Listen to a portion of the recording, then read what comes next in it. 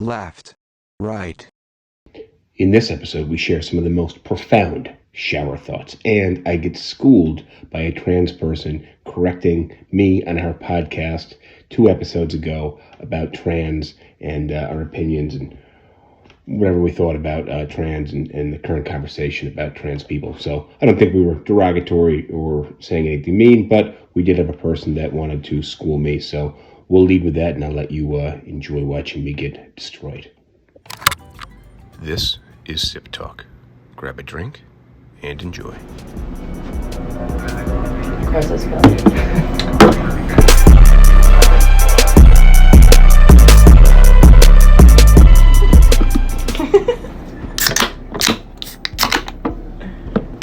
Cheers. Cheers. Cheers.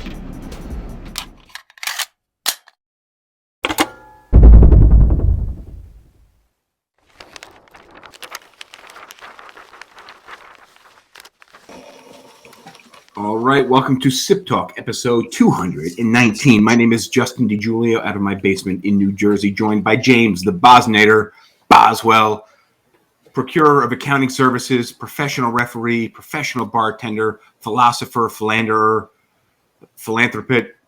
Philatelist. He's got all the PH. He's got all the PH words. He is joining us from sunny South Carolina as the sun sets on his day. James, how's it hanging? Things are good here. It's warming up in South Carolina. We had like a tropical storm last weekend, which totally ruined Memorial Day. Oh, shit. Well, it must be really getting pretty hot down there in sunny South Carolina, right? What was the temperature today?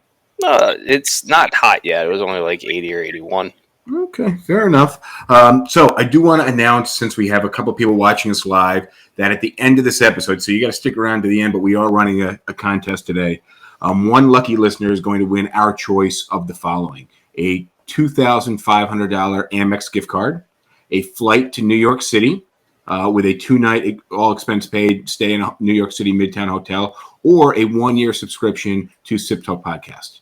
So one lucky listener, we get one listener to stick around to the end of this podcast. We will be giving our choice of the previously mentioned prizes away, and you will not regret this. I promise you. You will be one happy SipTalk podcast subscriber. So today we are talking about. Well, we're going to do a little correction. We just did a trans podcast 2 episodes ago, 217, which is now live on YouTube and any audio podcast platform. Just search SipTalk. And we actually got kicked off air. Something that we said. We got shut down on TikTok. And I think we got shut down on either the Twitter, Facebook, Twitch, or YouTube stream as well. So if you're watching us, by the way, on Instagram or TikTok, we can't see your comments. So my advice is jump over to Twitter, Twitch, Facebook, or YouTube, and we can see you on those platforms. You can interact with us. We can read your comments. But we got kicked off because apparently we said some stuff we shouldn't say. So we're going to lead the podcast today with some corrections from a mutual friend that James and I have, who is a trans person. James is closer with this person, but them and I have a history. We've been friends for a while through school and through high school sports. So we're going to lead with that, and then we're going to talk about the great Reddit thread called Shower Thoughts, which everybody has these kind of crazy, deep thoughts in the shower, and for whatever reason, there's an entire thread that could go on probably for ages, and some of those thoughts are pretty interesting. And obviously, the way that Reddit works is the upvoted thoughts appear on the top. So we will we'll discuss kind of the most popular shower thoughts of the moment. So, James. All right. Actually, so I gotta ask. Corrections. What am I drinking tonight? What are you drinking? I am working through some of the backlog of alcohol purchased over the last week. So I am drinking a Shock Top tonight. Oh, Shock Top. Very nice. I like a nice Shock Top. I'm going to have a little bit of wine here. I notice I haven't been drinking too much wine lately, so I guess I got to get back into it. They say it's good if you have one glass of wine an evening, and it's been a couple of weeks since I've had any wine at all, so I'll just drink a bottle. Yeah, backlog. Yeah, well, I mean, got to catch up. So I'll let you lead here. All right, so here are the corrections per our friend. The first one, in reference to my discussion of the CPAC speaker saying that the trans identity needs to be eradicated. They say that the Nazis did, in fact, try to wipe out the BLT plus community, in addition to Hold the up. Jews. What is so BLT to me plus? Did you say BLT plus community? Yeah. And this is not the LGBT.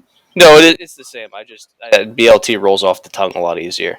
Okay, all right. So that's fucked up, dude. Because I thought there was really something to that. All right, so go ahead. In addition to the Jews and other groups, and I think that part of why I mentioned what the CPAC speaker was saying was to say hey, this is just like what the Nazis were doing. The most famous footage of a Nazi book burning is of the materials of the Institute of Sexual Science, which was conducting research on gay and trans identities and working with patients. Their library contained info that they had gathered about the BLT identities, and a lot of that was lost because the Nazis burned it. So that was a correction for me. They go on to say, my other corrections are for Justin. All right. Apparently, there's quite a few. So I would just like to, of course, I'm being corrected. So this is a great preface in my defense. But one person's perspective, and I don't know what this perspective is going to be, but I just want to preface with the fact that you and I are sharing our opinions, and we got kicked off of the platform last week for whatever it was that we said. We don't know. Our goal is to have an open discussion so people can understand our perspectives. Now, oftentimes our perspectives are wrong.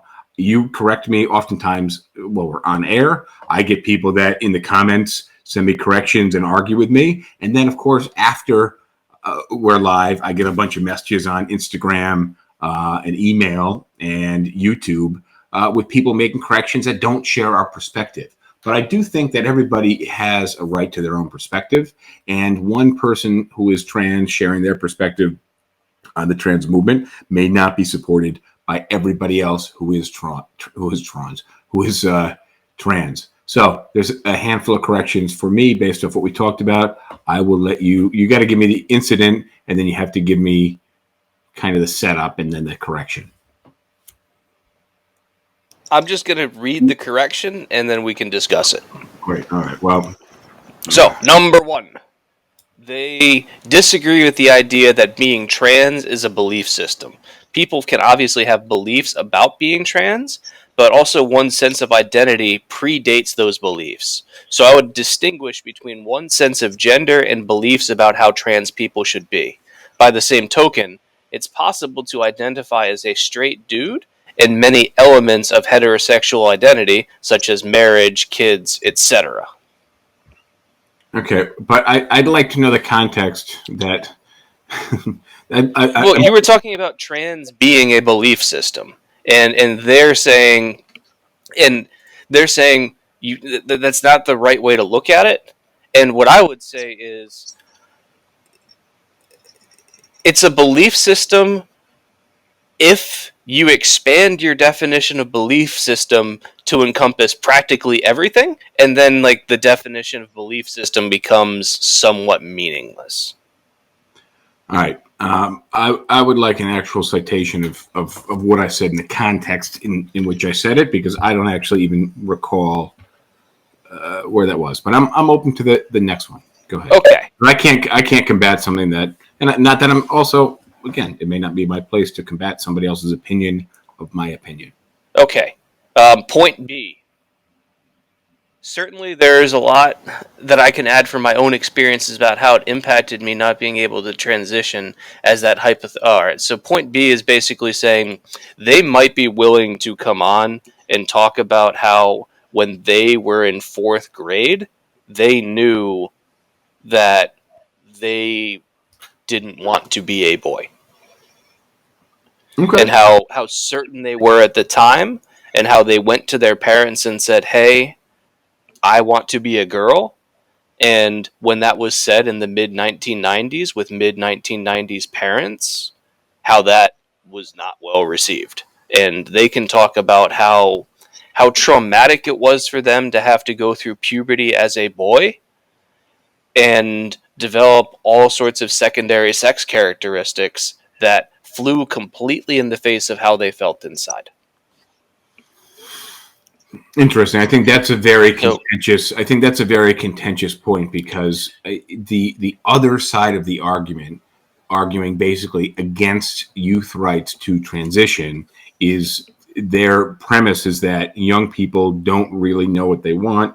They don't have the life exposure, nor their brains fully formed to be able to make decisions. And if you want to introduce the religious aspect, which I'm not religious, I'm just playing devil's advocate here, is them saying it's God's will. So, and again, we're not talking about someone who's born with crisscrossed chromosomes or multiple sex organs. We're just talking about somebody who is by definition male deciding they want to be female. And I think that brings us right into point 3, actually. All right. Go for point 3. Point 3. People like to talk a lot about genitals or chromosomes as the factors that determine gender, but hormones also play a huge role and are something we're more able to control than the 2 factors mentioned above. Well, we can control the hormones, but we cannot control the chromosomes. So I think what you're saying, and I think this kind of would support the other argument, that someone that is born with XX or XY is inherently having the hormones that come along with those. And if we introduce hormone therapy, that's flying against it just because of what's going on in their brain. Well, yeah, but brain being influenced by external forces. I mean, I keep on harping on this, but it's possible to be born XY and be a female. And again, but that's a very minuscule fraction of a percentage of the population. And again, I'm not arguing. Again, the problem is I'm having both. It's difficult sometimes when we talk about these things because I'm trying to have both sides of the conversation. And it's very clear that on most issues, you fall further left than I do. All right. So here, let's hit point 4 and then my quick rebuttal, and then we can move on. All right. It'll be tough to backtrack, but go ahead.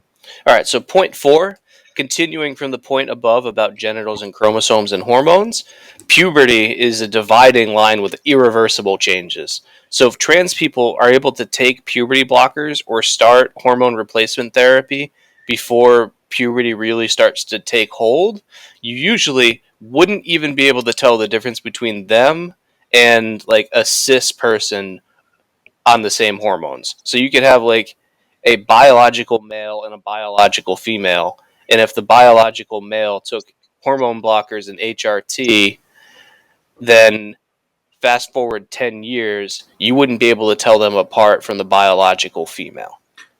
Minus the genitalia, obviously not. Well, yeah, but kind of for the genitalia. But in terms of like physical appearance, like clothed. Yeah, it definitely gets very tricky when you start talking about genitalia and not kind of outward, how someone looks outwardly. So here's my response to our friend, because I said I think conservatives focus on genitals because they're the most visible indicator of gender, and conservatives deliberately oversimplify the issue because allowing any nuance would negate their arguments. Hold up. Would we say that genitals are the most visible aspect of anyone? Because I think it's pretty often we don't see genitals unless you're in the locker room. Well, true, but it's one of those ones where if you follow their argument of saying like what defines gender, they would probably say, what genitals do you have?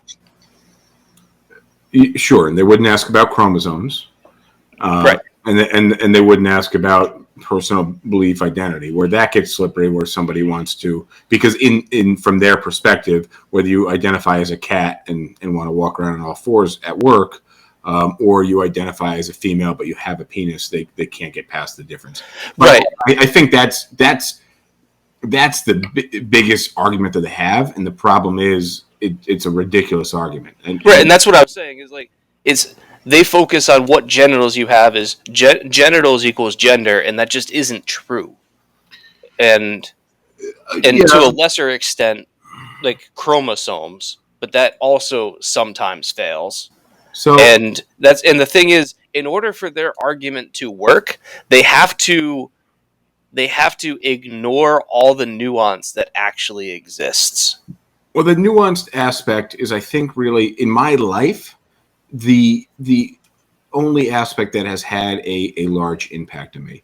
Thinking back, I've known people who were males who were rather female, females who were rather male back in the day. Having lived in New York City for over a decade, I have met many people who are transgender, and and also running a company for the greater portion of the last decade. I have employed people who I've spent a lot of time with who are transgender. It has never occurred to me to treat that person any differently than they wanted to be treated, with the slight exception of the pronoun use of the plural pronoun they. That for me has always been a little confusing, and because of that, I've just adapted to try to use the person's name, because it's just weird for me to use a kind of ambiguous pronoun when we could be talking about more than one person. But I've adapted myself, in my opinion, pretty well to be able to deal with that. For me, well, and I think that's by and large all the trans community is asking for. But it doesn't. What you see in the news and the headlines doesn't feel like that. And well, because that's not interesting. Of course, it's not interesting, but it feels like when someone makes a mistake because they're not woke enough or not accepting enough, that they need to feel like they have been made a mistake and they need to be made an example of. Well, there's a difference between a mistake, because I have yet to meet a trans person where if you use the wrong pronoun accidentally, that they just explode on you. Like they've gotten to the point where they know that occasionally it's going to happen and innocent mistakes occur, and they don't get mad about it. They get mad when people deliberately call them by the wrong pronouns as a form of belittling or insulting. It would be like if you were in high school and like someone bullies you and just like it calls you a she all the time just to make you feel like a girl when you're a boy. And so like it's a form of bullying to intentionally do that. I've never met anybody who's trans who gets mad if you use the wrong pronoun accidentally. Well, and I think what I'd like to see is that trans people they use their being the plural, they use their best judgment to decide whether somebody is doing something on purpose to offend them or inadvertently doing something. And they let that transgressor go in the event that they feel it was inadvertent. However, I don't feel like that is extended the other way. I feel that, it's oftentimes if somebody says the wrong thing, they are attacked. I mean, again, I think I haven't seen it play out in my own life. I just see it play out on Twitter and Instagram. Right. So the thing is, when you see it play out on Twitter or in a news article or whatever, those represent such an incredibly small portion of interactions, and those probably involve one of two things. One is an individual trans person being wildly oversensitive, or the transgressor, like the person who's like using the wrong pronouns or whatever, doing it in such a way as to try to insult, belittle, or bully a trans person.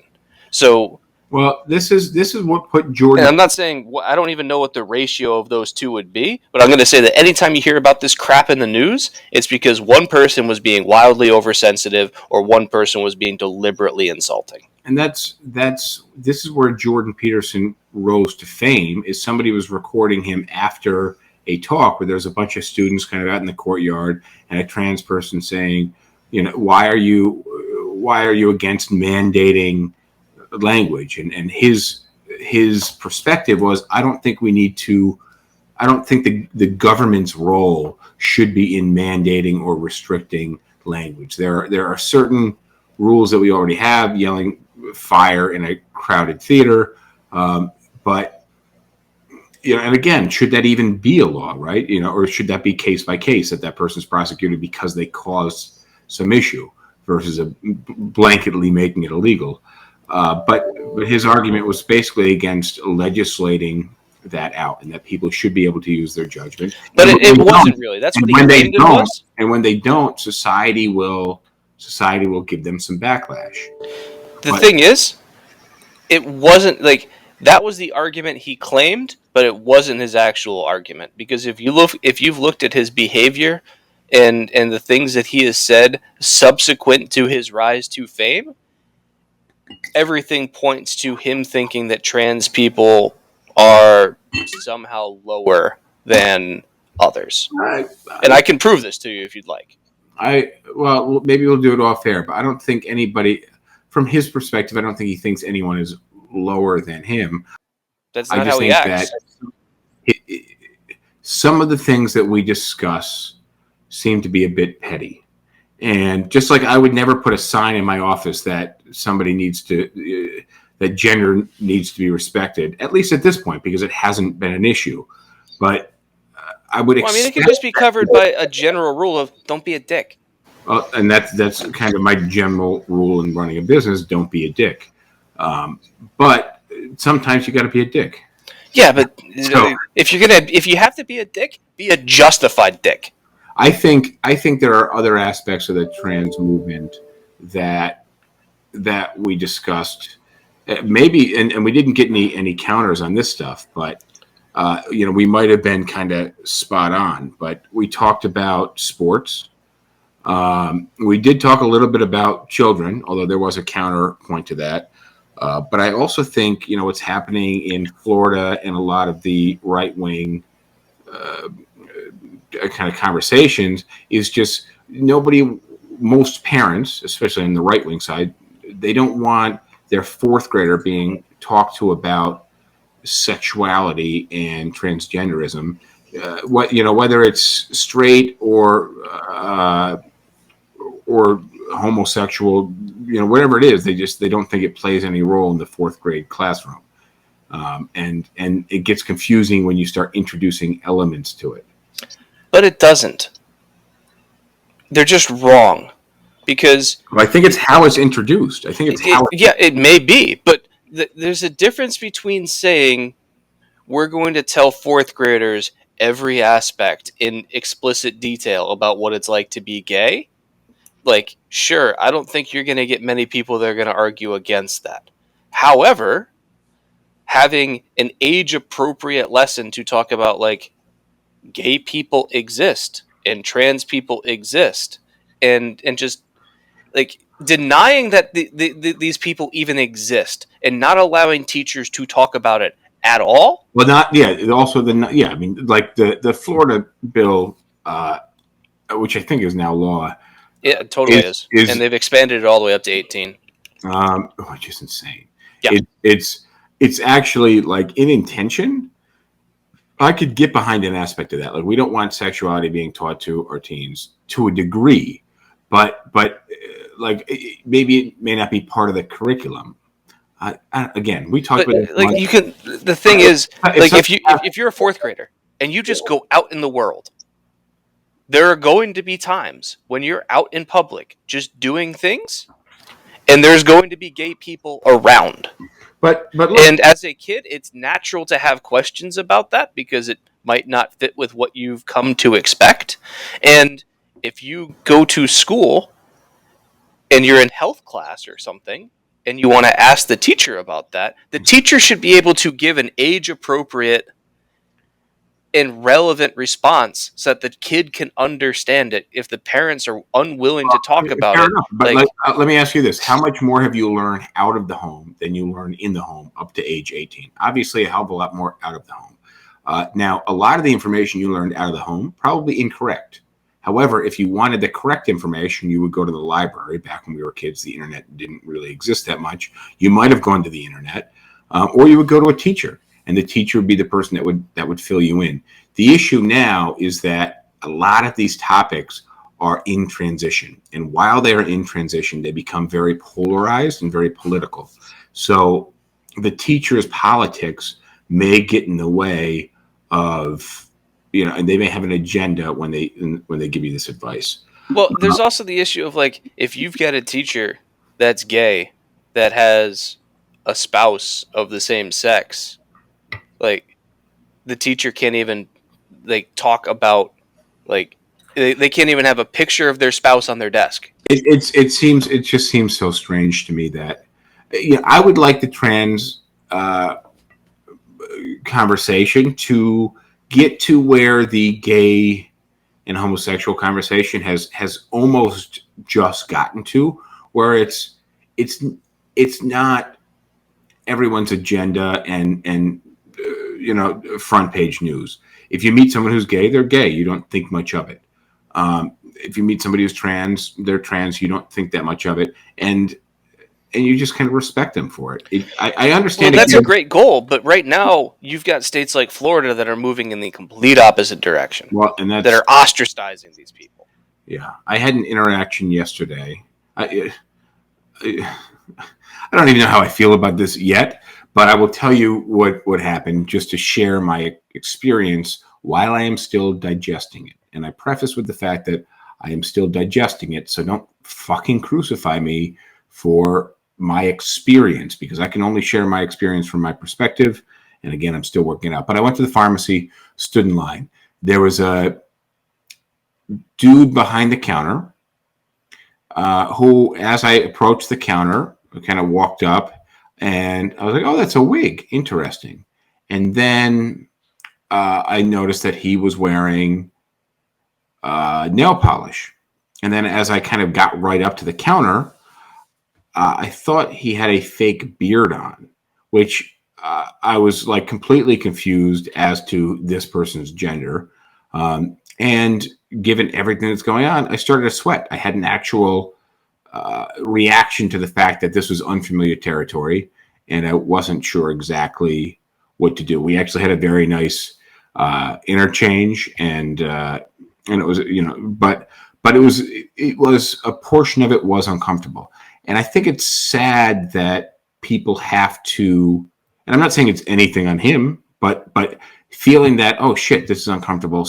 My body's going to start to sweat in response to it was a strange response, because I don't ever have that. I don't ever get nervous in interacting with people. It's just, one to the next. But this was like, fuck, I cannot fuck this up. This could go very poorly. I got to make sure I say the right things. I would like for the whole conversation about trans just to be past us.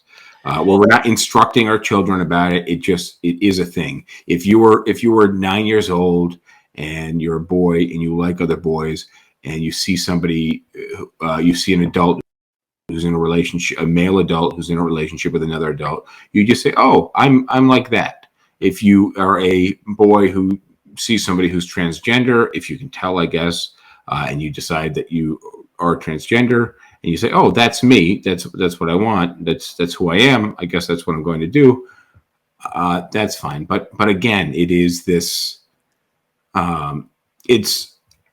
I find, especially when the youth, gender affirmation surgeries and hormone therapies, things like that, that's maybe not surgeries, but hormone affirming therapy.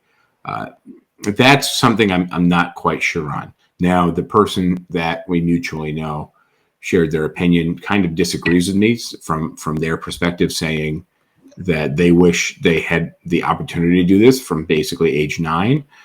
But and then maybe if we depending on where we land on gender affirmation surgery in 6 years or 15 years, maybe we revisit the conversation on sports. So, hold on. Talking about your experience from yesterday, my mind is drawing an analogy here, and it's not that far-fetched. Okay. So your interaction started off awkward because it was unfamiliar and new to you, right? Okay. Mm-hmm. So I'm going to draw the line here with racism, where imagine, and you've been raised racist. Okay. Okay. So you wouldn't know. I'm not saying that's a good thing. I'm just saying, like, for this thought. So, like, when you have conversations with people that were raised racist and were able to break out of it, what you'll hear almost unanimously from them as to if you were to ask them, what helped you cure yourself of your racism? The answer is almost always exposure. Exposure, It's of course. like if you're a racist white person and you make a point of trying to and you don't like black people, and you make a point of saying, I'm going to go and talk with black people and I'm going to interact with black people, what happens is you realize they're just like anybody else, and you're like, well, that was really stupid of me to hold beliefs about what these people are like. They're just like anybody else. And like there was, I think it was from like the 1950s or something, a guy that was in the KKK I'm familiar with started hanging out with like black people and especially like civil rights leaders, and just to see like what is this all about. And he came out of him like, KKK's just fucking stupid. And like ended up becoming like a really good ally for like the civil rights movement and black people's rights. And so the reason why you felt uncomfortable initially interacting with a person that was trans because you don't have that many interactions with them. Well, but here's the issue: is I actually do. I've worked side by side with trans people for years. What my concern was this person is ostentatiously in this transition. Maybe this is they're in the transition, but they are non-binary. Okay. Okay. So for lack of for actually the best phrase is probably they're non-binary, and I was afraid that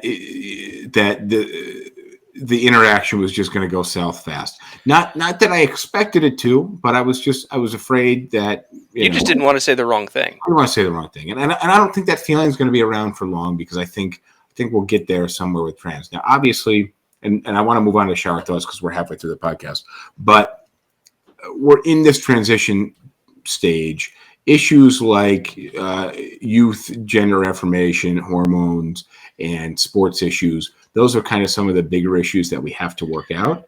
But so one thing that our friend said about like youth treatment and everything like that is science hasn't really had enough time to really do the comprehensive studies that needs to. And so they themselves would say like, yeah, we need more research in this area. They themselves scientists, or they themselves our friend?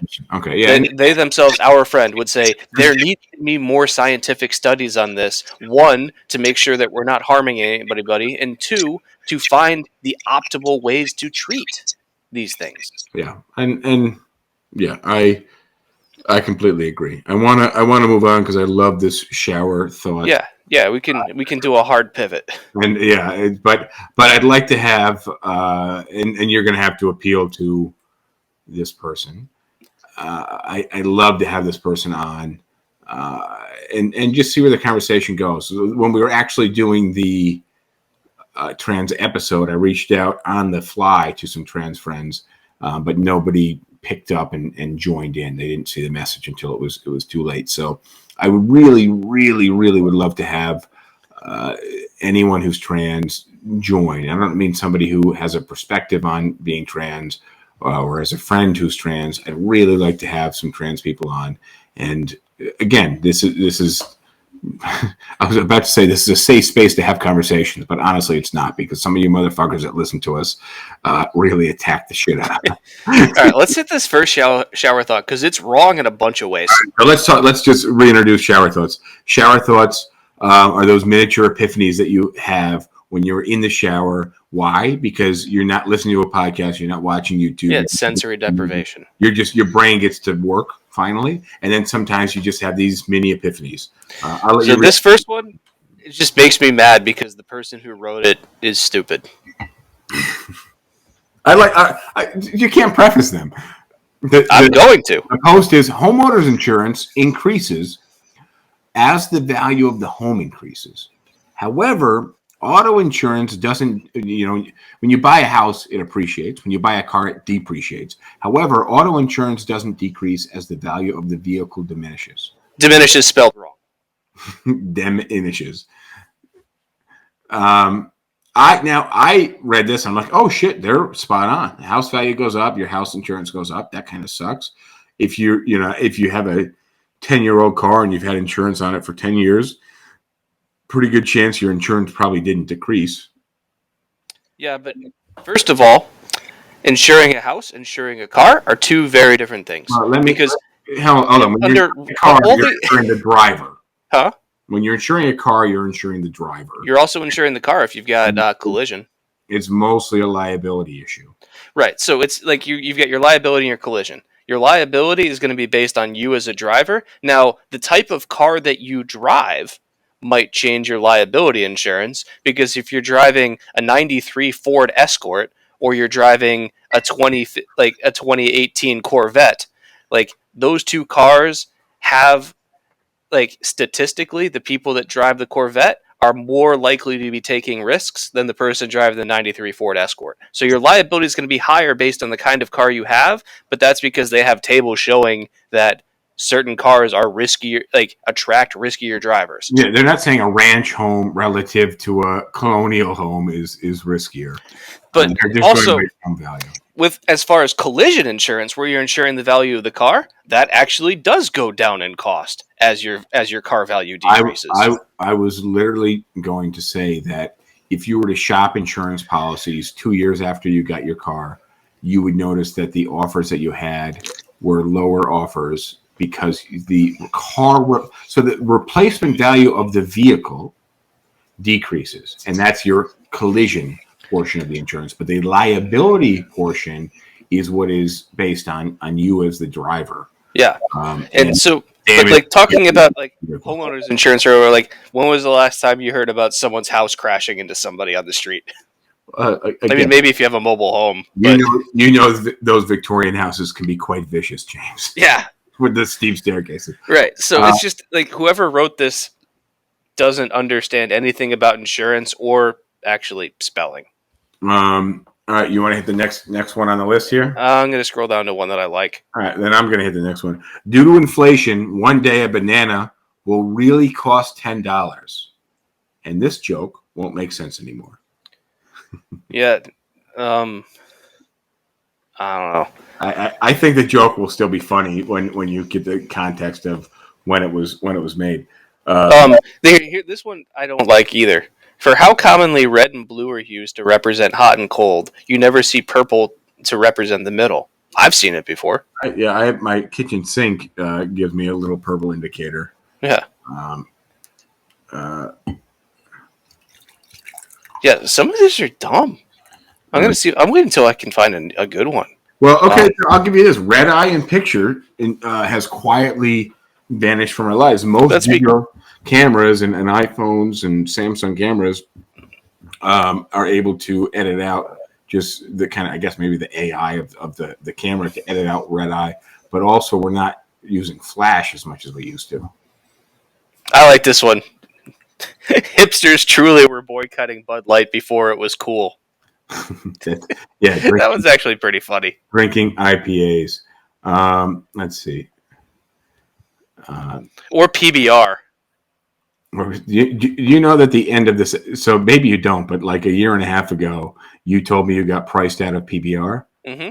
And the last 6 seconds of this podcast are just that quote every single episode. Yeah. I love PBR, but I just got priced out. something along those lines. If you are subscribed and you're not listening live, you will catch it at the end of this podcast. By the way, if you are watching us live, make sure you subscribe to SipTalk Podcast, YouTube, or any audio podcast platform. You'll be able to listen to us. You won't be able to see our pretty faces. Before the technology was discovered to know if a person is dead or in a coma, someone might have been in a coma, but everyone thought they were dead. So they were buried, even though they were initially alive. Well, everybody was initially alive, but but they were buried, even though they were actually alive. In the 18th century, a lot of like graves, like they would actually install like a pull cord into the casket and a bell. Yeah, I was just going to reference that as well. That sounds fucking absolutely terrifying, but that was every once in a while they exhume a body and they see like fingernail marks on the inside of the casket. Just think about how they came to that realization. right? Like if you just buried someone alive and you put them under 6 feet of dirt, you're never hearing from that person again. And unless you go and check, you would never know that they were buried alive. However, this must have been a point in time where they were exhuming tombs and exhuming graves and digging up coffins and opening them and realizing that, holy shit, this person was buried alive. And it must have happened not just like once or twice here or there. There must have been somewhat regularity to it. My guess is maybe there was a sickness or something that was putting people in almost a death-like state, a deep coma state. The thing is, medical diagnosis of death can actually be kind of tricky. Well, I mean, just think about somebody taking very slow and long, slow breaths because they're in a deep slumber because they're sick or whatever reason, or they're fucked up and just really drunk, or they're on some medication and they're completely unresponsive.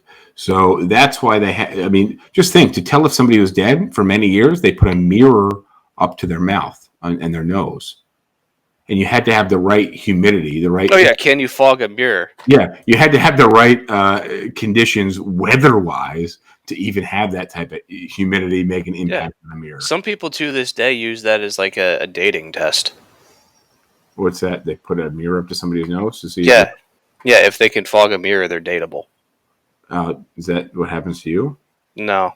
My standards are a little higher. That's your test. If you're under 110 pounds and you breathe in this mirror, but if you're under 110 pounds, you could just be a corpse because James requirements to be dateable are very... Actually, that makes me think of one of my favorite lines from The Onion. This is like a week after Anna Nicole Smith died. And the Onion article was, Anna Nicole Smith finally hits target weight. That's so fucked up.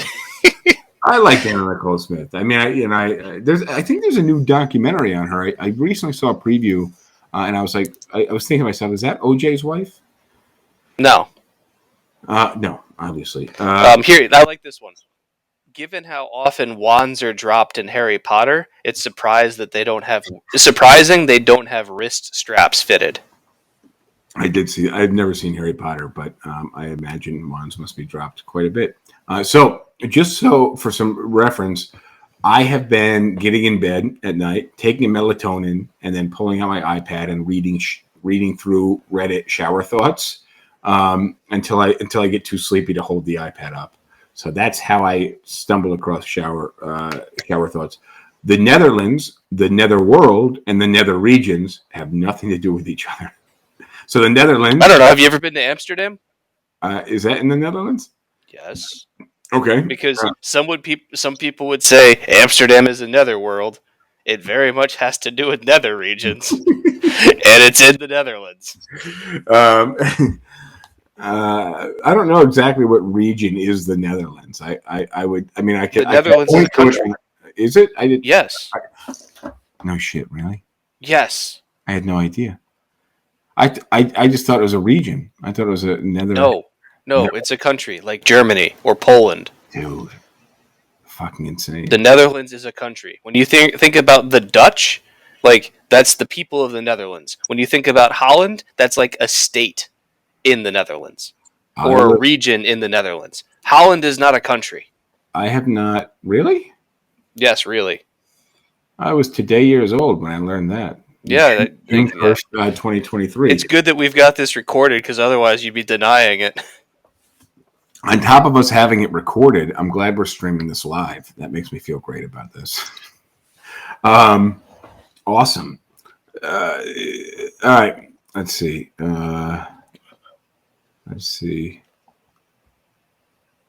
Keep on going. So again, Star Wars reference, another movie that I haven't seen, just like Harry Potter. I've never seen a Star Wars movie, by the way.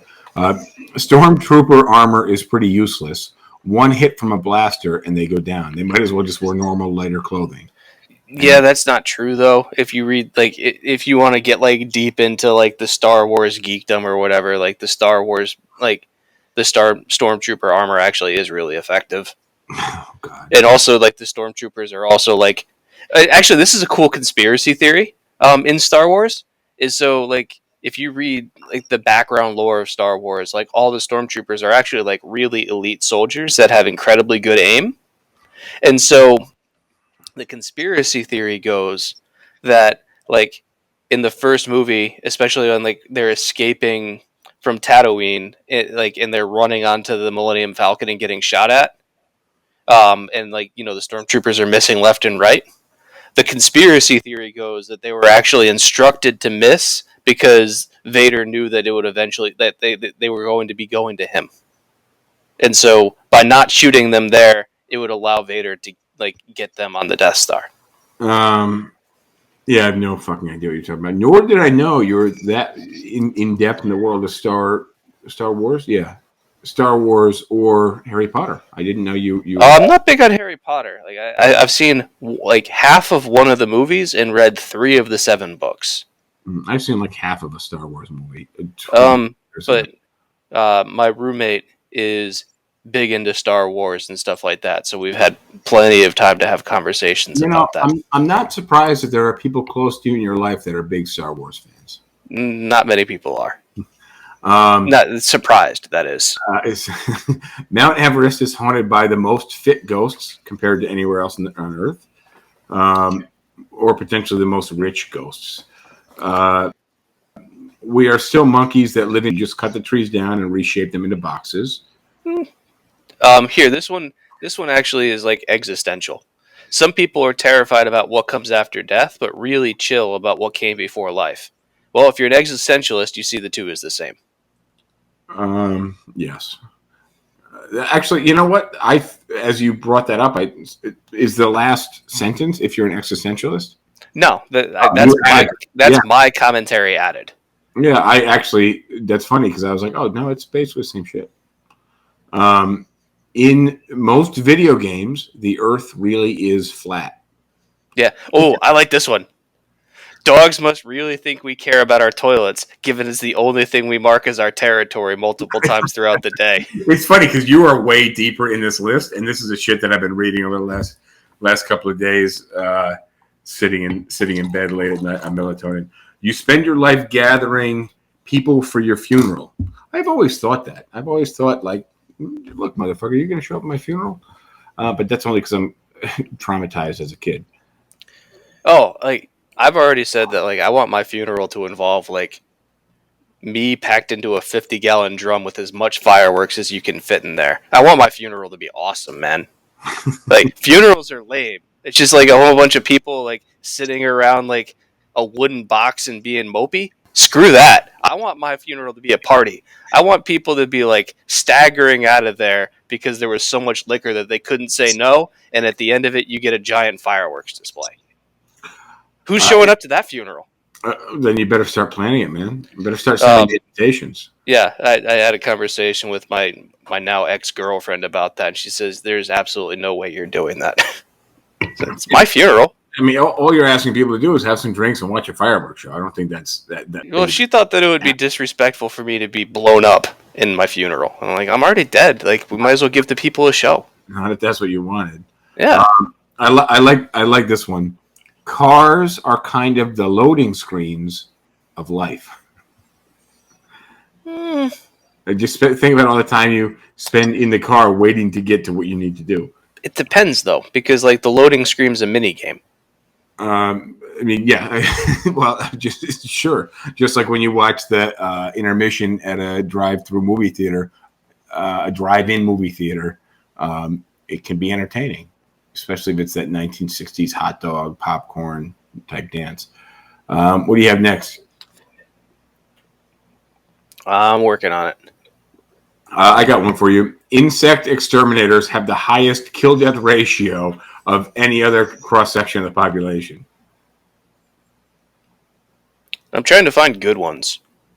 Well, I think they're all good within their own. No. I have to agree with them. Every year, there is a day of that year that will eventually become the anniversary of your death. In the coming 50 years, we need to figure out where to put 8 billion dead bodies. I don't see that as much of an issue. I don't know that maths out. It probably doesn't. No, I don't think it does. Because I think you're likely going to have... I mean, Probably less, actually. Although, I mean, I don't know. You're It's still a lot of dead people, but I'd actually love to fucking math that out with like real stats when it comes to infant mortality and people that live longer than 50 years, which is the vast majority of the population, which is going to trend that to be below 8 million, and then the younger deaths under 50 years. Actually, it's got to be less than, if the average age is over 50 years, it has to be less than the current population. I like this one. Thank you for engaging in my 23 point. years later, we still don't know who let the dogs out. We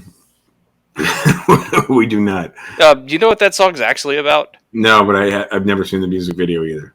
I haven't either, but it's about like when you're in a dance club and like a whole bunch of ugly people walk in. No shit, really? Yeah. Ancient civilizations must have perceived the sun and the moon to be the same size due to their similar diameter in the sky. I think that makes sense.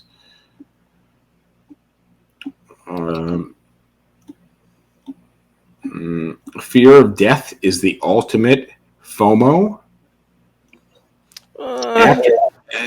Well, yeah, I mean, if you're afraid to die because you want to continue to experience life, you don't want to miss out on it. After someone has amassed $1 billion, money starts to feel worthless to them because there's practically nothing they can't afford. Yeah, which is why I've said many times before, tax people once they make $1 billion at like 99%. And if they complain, you can send them like a fancy plaque that says, "Congratulations, you won capitalism." We talked about this before when I brought up one of the original iPhone apps that was just a red diamond. Oh, you are rich. Yeah, the You Are Rich app. Every spring, our bodies, the result of billions of years of evolution, freak out because flowers are having sex. Is that an allergies joke? Yeah, allergies, pollen. Here, this one I disagree with. Hair is only gross when it's not attached to someone. Disagree. And in what case would it not be gross disattached to someone? No. Hair is only gross when it's not attached to someone. So you see like hair like laying around somewhere. That's gross, sure. But people that have hair in the wrong places, that can be pretty gross too. Okay, but come up with an instance where hair unattached to somebody would not be gross. Oh, I'm not arguing against that.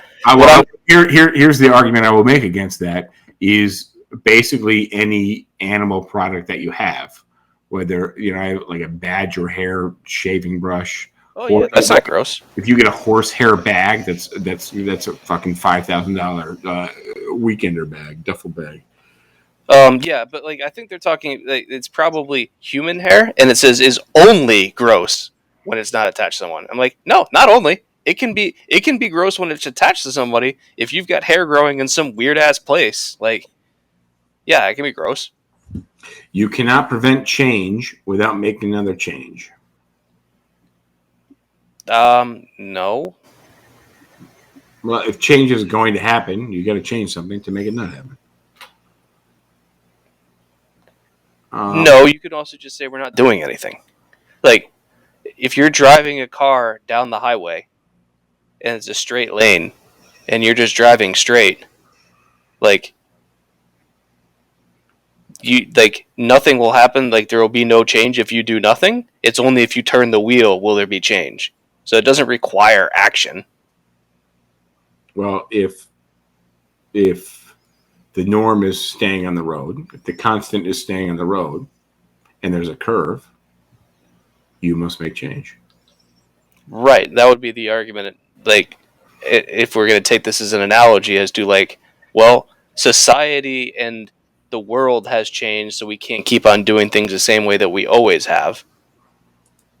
All right. But also, I think, what is it, Newton's third law? An object in motion will tend to stay in motion unless acted upon? Mm-hmm. So whoever wrote that one hasn't read past Newton's second law of motion. Which is what, the same law? No, I don't remember the other two, but I'm pretty sure it's Newton's third law of motion that says an object in motion will stay in motion unless acted upon. The volume button has overthrown the channel button as the most important remote button. Well, it's because so many people stream. Yeah, I guess you're not pressing the channel button that much at all. You're using now. There's a new selector, arrow keys, a circular navigation button. Everyone owns a toaster, but you never see an advertisement for a toaster. I read that. I disagree because you see like all these fucking air fryer ads and stuff. Well, there's now all these kind of mini oven ads, which a mini oven, by the way, is a fucking toaster, morons. But I guess if you're talking about like the toaster where like you push the bread down and you press the thing down and it clicks, I can't remember seeing an ad for one of those. We have like a toaster that costs like $250. It's fucking dumb as fuck, but it matches the coffee maker, which matches the oven. So, also, by the way, I found out about it because the manufacturer of the oven sent me an email, and they're like, "Oh, find our kitchen accessories." That's why we had. You were dumb enough to buy it. Well, I didn't want to have a toaster that didn't match. Are you nuts? Life during our childhood has never been better. It just only appears it does because as a child, we lack the understanding to grasp the actual feature of life. Well, I would just argue that life has never been better because you haven't had any other life. Your memory is very limited. Here's one that's also wrong. Chessboards don't have spare pieces for when you get a second queen or a third rook. So I have a chess set that has 2 queens for each side. How do you get a second queen or spare? Promoting a pawn. Oh, interesting. So I have a chess set that has one of all the pieces that you need, but it has 2 queens. Because the idea is you might have your queen that you started with, and later in the game you promoted another queen. I actually didn't know. I mean, this is another today years old situation. I didn't know that was the case, actually, whatsoever. Very interesting. And now I feel like an absolute moron. And I did watch the entire Netflix series, The Queen's Gambit. I didn't learn that. Yeah, in theory, it would be pretty difficult to accomplish this, but you could have 9 queens on your board. Mm-hmm. Well, 18. No, it wouldn't be possible to do 18 because you'd have to capture pawns and stuff. But you could have 9 of your own queens. Like, it would basically require your opponent cooperating with you the entire game to accomplish it. But which wouldn't be a game. When you throw a rock into a lake, you might be the last person ever to touch that rock. I mean, I agree with it. If you emphasize "might be," but it's also not interesting. It's a rock. Who cares? Yeah, I mean, it is. I mean, if you fast forward 40,000 years, it is still pretty unlikely. But who the fuck knows? Especially with global warming, somebody might be clearing that out of their fucking front lawn so their lawnmower doesn't hit it. Which, by the way, I got to tell you about my lawnmower saga. How I fucked up my lawnmower for the 15th time. I'll tell you afterwards. All right, here you'll like this one. Birds are known to be unable to see glass, but so are humans. We just learned to associate window frames and stains on the glass with glass. And it just makes you think of all the videos you see of people running into glass. Which I fucking love this. Right. I always feel bad. I'm like, oh, fuck, that must have hurt. Shit. That definitely hurt. Oh, damn, we got a minute and a half left. All right, give me one more. Mount Everest is haunted by the most physically fit ghost compared to anywhere else on Earth. I gave you that fucking 20 minutes ago. Oh, I wasn't paying attention. No shit, I'm aware. I was trying to read. I can only, that's challenging enough for me. All right, I got one for you. This happened to me recently. Plenty of bad news must have been mistaken for a joke on April 1st. What do you get next? Makes me think of one of my favorite BBC April Fool's pranks, where they posted a drawing of Italians harvesting the pasta tree. That's good. All right, you got one you want to read here? Nope, I closed out of it. All right, I got one last one for you. Cells multiply by dividing.